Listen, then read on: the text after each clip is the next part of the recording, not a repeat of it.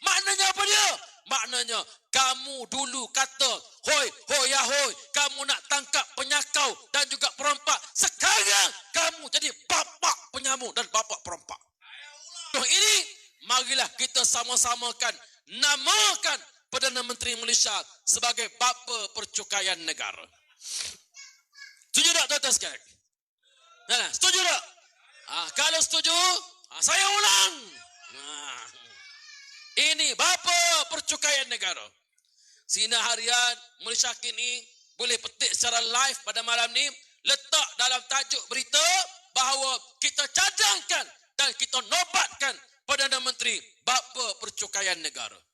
Bila mati Ja'far bin Abi Talib, yang menggantikan Ja'far ialah Abdullah bin Rawahah sesuai dengan sabda Nabi sallallahu alaihi wasallam. Abdullah bin Rawahah ambil bendera ni, kata Nabi summa qutila, dia pun akhirnya terkorban juga Abdullah bin Rawahah. Jarak jauh tapi Nabi tengok mukjizat daripada Allah Taala. Nabi percaya, tengok bagaikan kita melihat siaran live television. Orang berlawan bola di Stadium Old Trafford, Manchester United. Kita boleh tahu dalam masa 5 saat sampai ke mata kita. Boleh tengok selalu.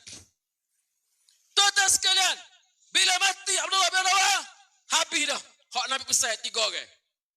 Kemudian Nabi kata, summa akhazar rayata saifun min suyufillah fafatah Allahu alaih. Lalu bendera ini diambil oleh singa ataupun pedang daripada pedang Allah. Allah Ta'ala bagi kemenangan kepadanya. Siapa? Khalid bin Al-Walid. Dalam keadaan semua mati belaka dah, tak ada orang nak pegang bendera. Dalam keadaan perang yang sedang tercetus, dalam keadaan hiruk pikuk perang ini, mesyuarat berjaya dilaksanakan. Orang pakak putuskan keputusan, panglima kita ialah Khalid bin Al-Walid. Khalid bin Al-Walid ambil pedang, ambil bendera. Disusun strategi, akhirnya tentera musuh berundur. Khalid bin Al-Walid balik semula ke Madinah. Pada ketika itulah orang menggelar Khalid sebagai Saifullah, pedang Allah, kerana Nabi sebut dia yang mengambil pedang itu ialah pedang daripada pedang Allah. Tuan-tuan sekalian, saya bawa cerita ini kerana kita pendokong Parti Islam se-Malaysia PAS. Walau dalam keadaan apa jua isu yang berlaku sekalipun, kita kena tengok bagaimana panduan di dalam sejarah Nabi sallallahu alaihi wasallam. Tengok bagaimana panduan di dalam firman Allah Subhanahu wa taala. Barulah kita boleh meletakkan inspirasi dan pergerakan kita selari dengan apa yang telah ditentukan oleh Nabi sallallahu alaihi wasallam. Hari ini negara berada dalam keadaan kucak-kacik. Negara hari ini dalam keadaan yang sangat-sangat teruk. Pembentangan bajet. Kami ahli parlimen, saya Ustaz Salamiak, di parlimen sebulan dah tuan-tuan. 3 minggu ni duk bahas bajet. Duk bahas bajet. Kemudian tak habis lagi bahas bajet ni. Ada 2-3 minggu lagi nak bahas bajet. Sidang yang akhir tahun ni sidang paling panjang. Tak apalah, tak ada masalah. Cuma dalam pengalaman kita mendengar pembentangan bajet, inilah dia belanjawan yang paling sembang yang pernah dibentangkan oleh Perdana Menteri. Ketimbang. Betul lah. Pandai dia pula. Ketimbang dah. Bajet ketimbang. Yang disebut sebagai kencing tipu dan sembang. Sebab, yalah kita bukan nak bahas perkataan. Bukan nak bahas perkataan pun. Tapi dia guna perkataan yang pelik-pelik. Tak ada dalam kamus Dewan. Terpaksa kamus Dewan masukkan pula dalam kamu sehari 2 ni kerana digunakan oleh Perdana Menteri. Hebat dia. Memang tokoh bahasa dia. Berkali tarah Abdullah Munshi. Tuan-tuan, tak apalah nak guna perkataan apa silakan, tak ada masalah. Tapi nak ceritanya bagaimana ini belanjawan paling besar dalam sejarah. Paling besar tak ada masalah. Tetapi bagaimana nak cari duit? Duit nak cari ke mana? boleh tengok dalam belanjawan bagaimana dia umumkan, dia buat secara umum saja bagaimana pendapatan. Tetapi kalau diperhalusi, rupa-rupanya duit datang daripada pengenalan cukai-cukai baru. Bahkan tuan-tuan sekalian, bila Perdana Menteri merestui Sarawak melaksanakan usaha cari gali minyak sendiri dengan menubuhkan syarikat minyak sendiri, mengambil aset-aset Petronas, telaga-telaga yang sebelum ini dicari galikan oleh Petronas, ia telah mengambil lebih kurang 20 ke 30% keuntungan Petronas. Memberikan kesan apa? Memberikan kesan kepada dividen Petronas yang nak bagi pada kerajaan akan berkurangan. Sudah tentu dah, betul tak? Sama ada Petronas mengekalkan dividen pada kerajaan yang menyebabkan usaha Petronas untuk nak guna duit jangka masa panjang, buat research, buat kajian. Sebab Petronas ni bila dia untung, dia bukan setakat nak bagi pada kerajaan. Keuntungan dia tu digunakan untuk research pula, nak cari pula kawasan baru, nak cari pula telaga baru, nak cari pula negara-negara lain yang boleh buat perjanjian usaha sama. Barulah dia boleh sustain untuk 10 tahun akan datang lagi. 10 tahun lagi bila telaga minyak yang ada di kering, maka research yang ada pada hari inilah yang menentukan pula sustainable Petronas pada masa yang akan datang. Tetapi bila beri kepada Sarawak 20%, 30% tentu dah tak dapat pada Petronas. Maknanya pendapatan berkurang. Mana dia ambil duit untuk nak jana pendapatan yang lebih? Di mana? Rupa-rupanya diperkenalkan cukai.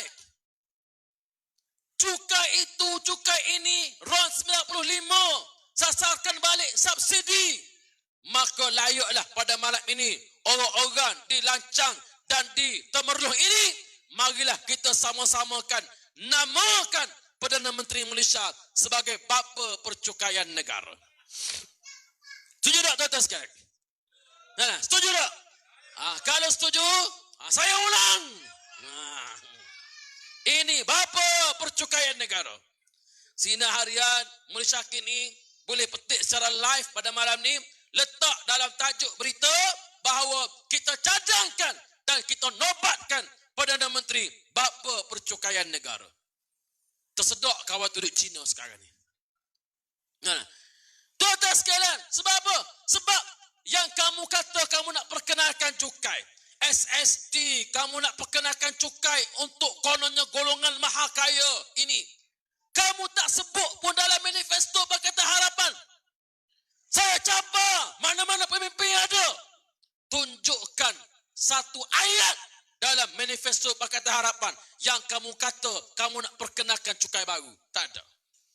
Dalam manifesto yang ada, seolah-olah manifesto yang turun dari langit bagaikan malaikat yang membawanya. Kita akan hapuskan rasuah, kita akan itu, kita akan ini, bagi kepada rakyat, bagi itu, bagi ini, bagi itu, bagi ini. Bila kamu jadi kerajaan, rupa-rupanya pendapatan itu kamu generatkan daripada cukai yang kau perkenalkan. Tuan-tuan sekalian dah, basah kepala betul lah, basah kepala dah. Basah ceruk lama dah. Ini nak ceritanya. Sebab tu bila Rafizi kata, mana dia bajet alternatif, mana bajet alternatif. Tuan-tuan, tak payah bajet alternatif. Ambil saja formula kamu yang ada dalam manifesto Pakatan Harapan, kamu laksanakan. Dah kamu tipu rakyat, tiba-tiba kamu nak kami pun tipu rakyat juga. Sedangkan bajet alternatif Pakatan Harapan ni, sekat tahun 2018 dah ada. 2018 dah ada. 2019, PS jadi kerajaan. Bajet 2020, PS jadi kerajaan. Kita jadi kerajaan awal 2020. Bajet 2021, PS tak kemukakan belanjawan alternatif. Belanjawan 2022, PS tak kemukakan belanjawan alternatif. Belanjawan 2023, PS tak kemukakan belanjawan alternatif. Yang ada cuma butiran-butiran kasar sahaja yang bukan merupakan belanjawan yang boleh disebut sebagai belanjawan alternatif. Tiba-tiba bila dia hari ni, dia minta, mana belanjawan alternatif daripada Perikatan Nasional. Saya nak tunggu dia orang serang dalam dewan je. Kalau tanya dalam dewan, insya-Allah kita boleh bangun lah kalau kita ada lah. Tak kira lah siapa dia, menteri ke ataupun hak tiga lain tu nama apa dah. Saja nak tag. Tuan-tuan sekalian, ini yang sebut nak cerita je bahawa dia tipu rakyat, dia nak alih perhatian rakyat. Mana belanjawan alternatif daripada kita. Tak perlu belanjawan alternatif, tuan-tuan. Tak perlu. Cukup sekadar melaksanakan apa yang kamu janji. Apa dia? Antara lain pemerintahan yang bersih daripada rasuah, yang penuh dengan integriti. Hari ini, tuan-tuan sekalian, dia melalak di atas pentas. Kita akan bantras rasuah. Hak sebelah dia tu 47 kik. Suasana hari ini suasana yang sangat hiruk pikuk. Dalam keadaan yang sangat tak tahu hala tuju negara. Tuan-tuan, hala tuju negara, kita nak kata apa? Negara makin bersih. Tak bersih pun. Hari ini isu yang berlaku ni isu nafas sebagai contoh. Nafas ni, hak pertubuhan untuk peladang, peternak ni. Dok bertembung sama-sama sendiri. Parti rakan kita namanya Parti Amanah ni. Dok bertembung sama sendiri. Oh, dia kata zaman Perikatan Nasional. Kalau zaman Perikatan Nasional, apa kejadahnya kamu pergi gantung ketua pemuda Parti Amanah bila habis ketua tu? Kamu pergi gantung perlembagaan nafas tu, apa kejadahnya? Tuan-tuan, ini zaman mereka. Kalau zaman kita, kalau dia kata zaman Perikatan Nasional, kita cabar. Heret ke mahkamah. Heret ke PSPRM. Betul tak tuan-tuan? Setuju atau tak setuju? Kalau berlaku zaman kita, tuan-tuan sekalian, tak ada masuk maghrib di mahkamah tu. Kalau berlaku zaman kita ni, kalau dia kata ini zaman Perikatan Nasional, tak ada masuk maghrib lagi. Duk bergari, pakai baju oranye, tuan-tuan sekalian. Tak ada. Zaman mereka yang berlaku ni ialah pertemuan sama-sama mereka.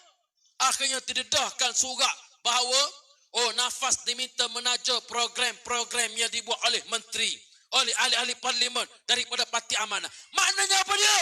Maknanya kamu dulu kata, hoi, kamu nak tangkap